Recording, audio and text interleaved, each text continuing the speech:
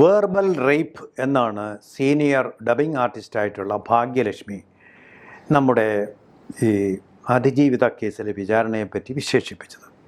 അങ്ങനെയാണെങ്കിൽ അത് in camera അല്ലായിരുന്നെങ്കിൽ എന്ത് റേപ്പ് എന്ന് വിശേഷിപ്പിക്കുന്നതെന്ന് അത്ഭുതപ്പെട്ടു പോകാം. പക്ഷേ നമ്മുടെ വിഷയമല്ല.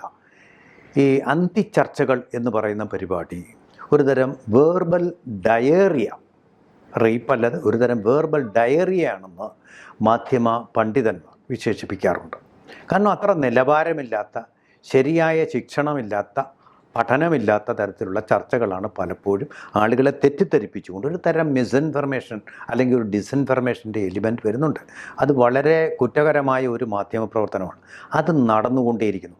ഇപ്പോൾ വന്ന് ഇത് കോടതിക്കെതിരെ, ഈ രാജ്യത്തെ എല്ലാ നിയമങ്ങളുടെയും വ്യാഖ്യാനം നടത്തേണ്ട, അതിൻ്റെ അവസാന വാക്കായിരിക്കേണ്ട കോടതികൾക്ക് നേരെയും വന്നിരിക്കുന്നു.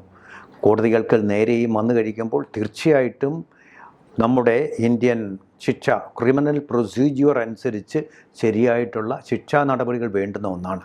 പലപ്പോഴും കോടതികൾ ഇത് അവഗണിക്കുകയാണ്. നമ്മുടെ മാധ്യമ 19(1)(a) നൽകുന്ന അഭിപ്രായ സ്വാതന്ത്ര്യം, അത് പറയാനുള്ള അവകാശം, ഇതൊക്കെ വെച്ചുകൊണ്ട് കണ്ണടക്കുകയാണ്, അതിന് നേരെ കണ്ണടക്കുകയാണ്. പക്ഷേ ഇപ്പോൾ ഈ ആക്രമണങ്ങളൊക്കെ നടക്കുന്നത് ഒരു വനിതാ ജഡ്ജിക്കെതിരെ ആയതുകൊണ്ടും തീർച്ചയായിട്ടും അത് ശരിയായ പഠനമില്ലാതെ അസ്ഥാനത്തുള്ളത് ആയതുകൊണ്ടും ആ വിധിന്യായം വായിക്കാതെ നടത്തുന്നതായതുകൊണ്ടും അതിനൊരു ലക്ഷ്മണരേഖ നിർണ്ണയിക്കണമെന്ന് ജുഡീഷ്യൽ ഓഫീസർമാർ തന്നെ ബഹുമാനപ്പെട്ട കോടതിയോട് ആവശ്യപ്പെട്ടിരിക്കുന്നു.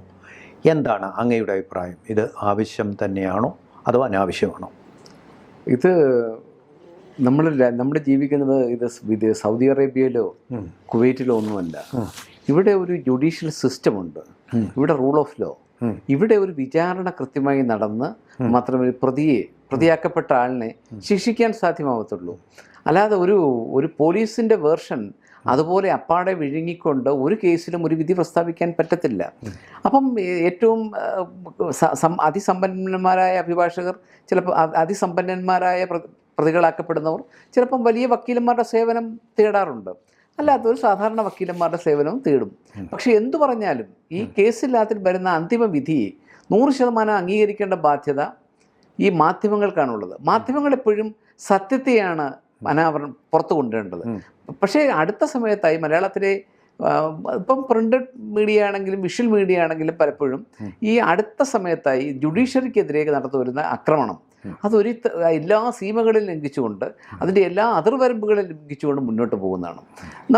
നമുക്കറിയാം, ഇപ്പോൾ ഈ ദിലീപിൻ്റെ കേസിനകത്തിലാണെങ്കിൽ തന്നെ ഇതിനകത്തിൽ നമ്മൾ വൈകുന്നേരം നടക്കുന്ന വൈകുന്നേരം ചർച്ച നടത്തിക്കൊണ്ട് ആ ചർച്ചയിലിരിക്കുന്ന കുറച്ച് അവതാരകർ തന്നെ ആ കേസിനെ വിചാരണ ചെയ്യുകയും അവതാരകർ തന്നെ അതിനകത്തിൽ വിധി പുറപ്പെടുവിക്കുകയും അവസാനം ആ അവതാരകർ തന്നെ ഇതിനെ കോടതിയെ വളരെ രൂക്ഷമായി എല്ലാ ബൗണ്ടറിയിൽ ലംഘിച്ചുകൊണ്ട് വിമർശിക്കുകയും ചെയ്യുന്ന ഒരു സാഹചര്യത്തിലേക്കാണ് പോയിക്കൊണ്ടിരിക്കുന്നത്. ഇപ്പം എനിക്ക് അങ്ങനെയാണെങ്കിൽ യഥാർത്ഥത്തിൽ ഈ സ്മൃതി പരുത്തിക്കാടും റിപ്പോർട്ടറിലെ സുജിയ പാർവതിയും വിനു വി ജോണും നിഷ ജബിയും ഇവരെല്ലാം കൂടി ഒരു വിധി പ്രസ്താവിച്ചാൽ മതിയല്ലോ, കോടതിയായാൽ മതി. കാരണം അതല്ലേ നല്ലത്.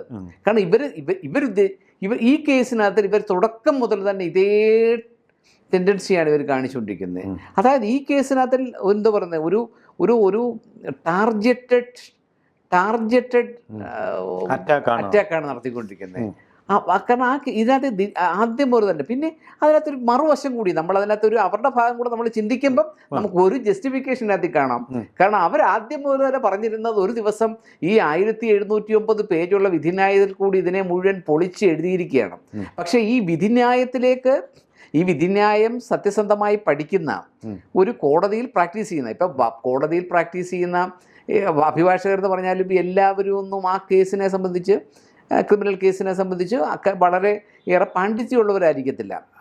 പിന്നെ പലപ്പോഴും ഇതിനകത്തിലൊക്കെ ഒരു വലിയ ഘടകം ഇവർ ഈ ചാനൽ ചർച്ചകളിൽ നല്ല വക്കീലന്മാരാരും ചാനൽ ചർച്ചകളിൽ പോകത്തില്ല. സാറിന് അറിയാമല്ലോ. ഒരു കാര്യം ഞാൻ ഇടയ്ക്ക് പറയട്ടെ, ചോദ്യം ചോദിക്കുകയല്ല. അതായത് അങ്ങ് ഈ കോടതികളിലെ അഭിഭാഷകരുടെ കാര്യം പറഞ്ഞ പോലെയാണ് ഈ മാധ്യമങ്ങളിലെ പത്രപ്രവർത്തകരുടെ കാര്യവും. അവിടെ ഈ 1-2 വിവരമുള്ള ജേർണലിസ്റ്റുകൾ കാണും ഓരോ പത്രത്തിലും ആണെങ്കിൽ, അല്ലെങ്കിൽ ഓരോ പ്രസ് ക്ലബിലും.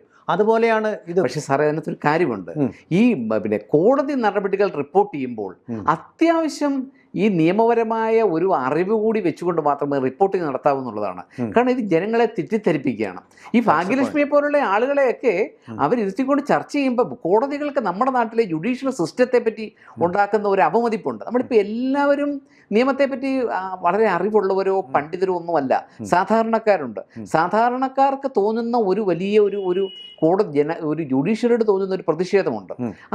അത് സത്യത്തിൽ അത് ഇവർ കണ്ണടച്ചിരുട്ടാക്കുകയാണ്. അല്ലെങ്കിൽ ഇവർ ഇരുട്ടിൻ്റെ ലോകത്തിലേക്ക് ഈ പറയുന്ന പിന്നെ ഇവരുടെ പിന്നെ കാഴ്ചക്കാരെ മുഴുവൻ എത്തിക്കുന്ന ഒരു കാഴ്ചയാണ് നമ്മൾ കണ്ടുകൊണ്ടിരിക്കുന്നത്. ഇപ്പോൾ ഈ കേസിനകത്ത് തന്നെ പലപ്പോഴും നമ്മൾ മനസ്സിലാക്കേണ്ടത്, നമ്മൾ കേരളത്തിൽ ഇതിന് മുമ്പുള്ള കേസുകളെ പറ്റി പറഞ്ഞാൽ ISRO കേസ്, അതിനകത്ത് കേരളത്തിലെ അന്ന് പിന്നെ ദൃശ്യമാധ്യമങ്ങൾ അധികം ഇല്ലായിരുന്നു എന്നുള്ളതൊരു ഭാഗ്യം.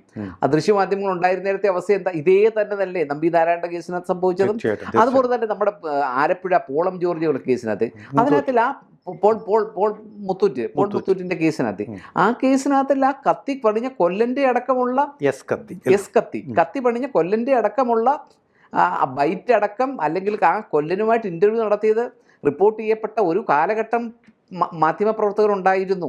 അന്നത്തെ മനോരമയും ഏഷ്യാനെറ്റും അടക്കമുള്ളവർ അവർ ഈ സ്റ്റോറി റിപ്പോർട്ട് ചെയ്തു. പക്ഷേ ഇപ്പോഴത്തെ പുതിയ ഇത് പ്രകാരം ഇന്നായിരുന്നു ഈ കേസ് അങ്ങനെ സംഭവമെങ്കിൽ ഇന്നത് റിപ്പോർട്ട് ചെയ്യത്തില്ല. ഇന്ന് പോലീസിനെ പ്രീണിപ്പിക്കുന്ന, അപ്പം അല്ലെങ്കിൽ ഇവർ സതുദ്ദേശത്തോടു കൂടി ആയിരുന്നുവെങ്കിൽ സെൻകുമാർ പലയിടത്തും പറയുന്നുണ്ട്. അന്നു മുതൽ സെൻകുമാർ പറയുന്നുണ്ട്. നമുക്കറിയാം സെൻകുമാറിനോട് രാഷ്ട്രീയത്തോട് ചിലപ്പം വിയോജിപ്പുണ്ടാവാം, പക്ഷേ സെൻകുമാർ സത്യസന്ധനായ ഒരു പോലീസ് ഓഫീസറാണ്.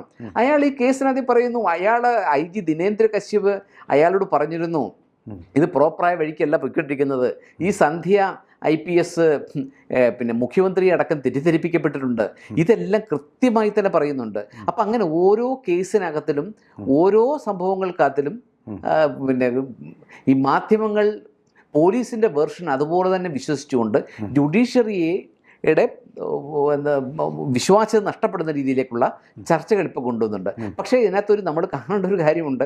കോടതി വിചാരിച്ചാൽ, ഈ കോടതി ഒരു വാളെടുത്താൽ, അല്ലെ കോടതി ഒരു വടിയെടുത്താൽ ആ വടിയിൽ നിൽക്കാവുന്നതേ ഉള്ളൂ ഇതെല്ലാം.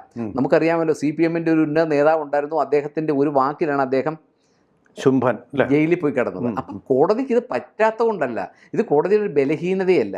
പലപ്പോഴും കോടതികൾ എനിക്ക് തോന്നുന്നത് ഇതിനകത്ത് യഥാർത്ഥമായി ആക്രമിക്കപ്പെട്ടത് ഈ നടിയോട് നമ്മൾ ഐക്യദാർഢ്യം പ്രഖ്യാപിക്കുമ്പോഴും യഥാർത്ഥത്തിൽ ഏറ്റവും കൂടുതൽ ആക്രമിക്കപ്പെട്ടത് കേരളത്തിലെ ഒരു വനിതാ ജഡ്ജിയാണ്. ഈ വനിതാ ജഡ്ജിയെ ആക്രമിച്ചതിന് എത്രയും കേരളത്തിൽ ഈ പറയുന്ന ആക്രമണം ഒരിക്കലും മറ്റേതൊരു ഫിസിക്കൽ അസോൾട്ടും ഇത് അല്ല, രണ്ടും രണ്ട് ടൈപ്പാണെന്നേ ഉള്ളൂ. പക്ഷെ അവരെ ആക്രമിക്കപ്പെട്ടത് അവർക്കൊരു ബോൾഡായ നിലപാടെടുക്കാൻ കഴിവുള്ള പ്രാപ്തിയുള്ള ആളായതുകൊണ്ടും അവർ യഥാർത്ഥത്തിൽ നിയമത്തിൽ മുറുകെ പിടിക്കാൻ അവരുടെ ആ ജഡ്ജ്മെന്റിൽ തന്നെ ആകാശം ഇടിഞ്ഞു വീണാലും നിയമം അതിൽ തന്നെ എല്ലാം അടങ്ങിയിട്ടുണ്ട്. ഈ പറയുന്ന ഈ 1709 പേജുള്ള വിധിന്യായം നിയമപരമായ ഇവർ മനോരമയും മാതൃഭൂമിയും റിപ്പോർട്ടറും ഒക്കെ യഥാർത്ഥത്തിൽ ലീഗൽ കുറച്ച് പണം മുടക്കിയാലും ഒന്നാമത്തെ കാര്യം ഈ ചാനൽ ചർച്ചകൾ ഇടപെട്ടുകൊണ്ട് ഞാൻ പറയട്ടെ, ചോദ്യമല്ല, അതിജീവിതയുടെ ധൈര്യത്തെ അഭിനന്ദിക്കുന്നത് പോലെ പ്രതികൂല സാഹചര്യങ്ങളിലുണ്ടായ ഈ വിധിയെയും കേരള സമൂഹം ഒറ്റക്കെട്ടായിട്ട് അഭിനന്ദിക്കേണ്ട ഒരു കാര്യം. 100% അത് വേണ്ടതാണ്. പക്ഷേ ഇപ്പം ഈ കേസിനകത്ത് തന്നെ പലപ്പോഴും നമ്മുടെ മാധ്യമങ്ങൾ തന്നെ ചില കേസുകളെ കണ്ടില്ല എന്നടിക്കുന്നു. ഇപ്പം വേടൻ്റെ കേസിനകത്തിൽ വേടന് സംസ്ഥാന സർക്കാർ അവാർഡ് കൊടുത്തതൊന്നും ഈ കേരളത്തിലെ ഒരു മാധ്യമങ്ങളും വിമർശിക്കാൻ തയ്യാറല്ല. ഇപ്പം രാഹുൽ മാങ്കൂട്ടത്തിൻ്റെ കാര്യം പറയുമ്പോൾ രാഹുൽ മാങ്കൂട്ടത്തിൽ കാണിച്ചത് ഒരിക്കലും നീതീകരിക്കാൻ പറ്റാത്ത കാര്യമാണെന്ന് നമുക്കെല്ലാം അറിയാം. പക്ഷേ രാഹുൽ മാങ്കൂട്ടത്തിൻ്റെ വിഷയം നിൽക്കുമ്പോഴും കേരളത്തിലെ പ്രമുഖ രാഷ്ട്രീയ നേതാക്കന്മാർ ഒരുപാട് പേര് ഇത്തരത്തിലുള്ള കേസുകൾ പ്രതിയായി വന്നിട്ടുണ്ട്. പക്ഷെ ഒരുപറ്റം ആളുകളെ കേരളത്തിലകത്ത് എക്കാലത്തും മലയാളത്തിലെ മാധ്യമപ്രവർത്തകർ, പ്രത്യേകിച്ച് ദൃശ്യമാധ്യമ പ്രവർത്തകർ കാണിക്കുന്ന ഒരു തെറ്റായ പ്രവണതയാണ് ഈ പലപ്പോഴും ആക്രമണം, അവർ തിരിഞ്ഞിട്ട് ആക്രമിക്കുന്ന ഒരു പ്രവണത വെർബൽ അറ്റാക്ക് അടുത്ത കാലത്തായിട്ടുണ്ട്. പിന്നെ ഇതിനകത്തിൽ ഈ പറയുന്ന ഈ വനിതകളുടെ ഐക്യദാർഢ്യമുണ്ടെങ്കിൽ ഈ പറയുന്ന ഈ വനിതാ ജഡ്ജിയെ നീതിബോധമുള്ള വനിതാ ജഡ്ജിയെ അവരെ ഇത്രയും ആക്രമിക്കാൻ ഒരിക്കലും പാടില്ല. ഈ റിപ്പോർട്ടറിൻ്റെയൊക്കെ ചില അവതാരകരൊക്കെ രാത്രിയിൽ ഇരുന്ന് ചർച്ച കാണുമ്പം സത്യം പറഞ്ഞാൽ നമുക്ക് എന്താ പറയുക, സഹി കെട്ടി TV അങ്ങ് അടിച്ചു പൊട്ടിച്ചാൽ എന്താ പോലെ തോന്നും. കാരണം അത്രമാത്രം നമുക്ക് ഈ നടിയുടെ ഐക്യദാർഢ്യമുണ്ട്. ആ നടി കടന്നു വന്ന വഴികളെ പറ്റി നമുക്ക് ദുഃഖമുണ്ട്. പക്ഷേ അറ്റ് ദ സെയിം ടൈം ഇതിനകത്തിൽ ഈ നല്ലൊരു ജഡ്ജ്മെന്റ്, അതായത് മാതൃകയാവേണ്ട, അതായത് മാധ്യമപ്രവർത്തകർ ബൈബിളായി കരുതേണ്ട ഒരു ജഡ്ജ്മെന്റ് എഴുതിയ ഈ വനിതാ ജഡ്ജിയോട് കാണിക്കുന്ന അധിക്ഷേപം അത് അങ്ങേയറ്റം ഒരിക്കലും അംഗീകരിക്കാൻ പറ്റില്ല. പോലീസിന്റെ പല വേർഷൻസും, പോലീസ് പലപ്പോഴും കെട്ടിച്ചമച്ചിട്ടുള്ള കഥകൾ പലപ്പോഴും ചീട്ടുകൊട്ടാരം പോലെ കോടതികളെത്തുമ്പോൾ തകർന്നു പോകുന്ന കാണാറുണ്ട്. ഈ മാധ്യമ പ്രവർത്തകർ തന്നെ അതിന് പലപ്പോഴും ഇരയായിട്ടുമുണ്ട്. ഇപ്പൊ ഇങ്ങനെയാണൊരു സാഹചര്യമെങ്കിൽ ഒരാളിനെ ഒരു കേസിൽ പ്രതിയാക്കാൻ എന്തെങ്കിലും തരത്തിലുള്ള ബുദ്ധിമുട്ടുണ്ടോ? ഒരു തരത്തിലുള്ള ബുദ്ധിമുട്ടുകളും ഇല്ലല്ലോ. പക്ഷേ അതിനെല്ലാം പലപ്പോഴും മുതിരുന്നത് ഇത് ഞങ്ങളൊരു നിലപാട് അന്ന് പറഞ്ഞു ദിലീപ് കുഴപ്പക്കാരനാണെന്ന് പറഞ്ഞു. ഈ നിലപാട് ഈ ജഡ്ജി തിരുത്തി, വിധിന്യായത്തിന്റെ അടിസ്ഥാനത്തിൽ തിരുത്തി, തെളിവുകളുടെയും മൊഴികളുടെയും സാക്ഷികളുടെയും അടിസ്ഥാനത്തിൽ തിരുത്തി. അതോടൊപ്പം തന്നെ ലോക്കസ് സ്റ്റാൻഡിയുള്ള എല്ലാ തെളിവുകളും സ്വീകരിച്ചിട്ടുണ്ട്. അതുകൊണ്ട് തന്നെ സമയം പോയതുകൊണ്ട് ഞാൻ ഇടപെടുകയാണ്. അതായത് ഇവിടെ സംഭവിച്ചിരിക്കുന്നത് എന്താ പറഞ്ഞാൽ അതിജീവിത തന്നെ സംബന്ധിച്ചിട്ടുണ്ട് എല്ലാ പ്രതികളും ശിക്ഷിക്കപ്പെട്ടിരിക്കുന്നത്.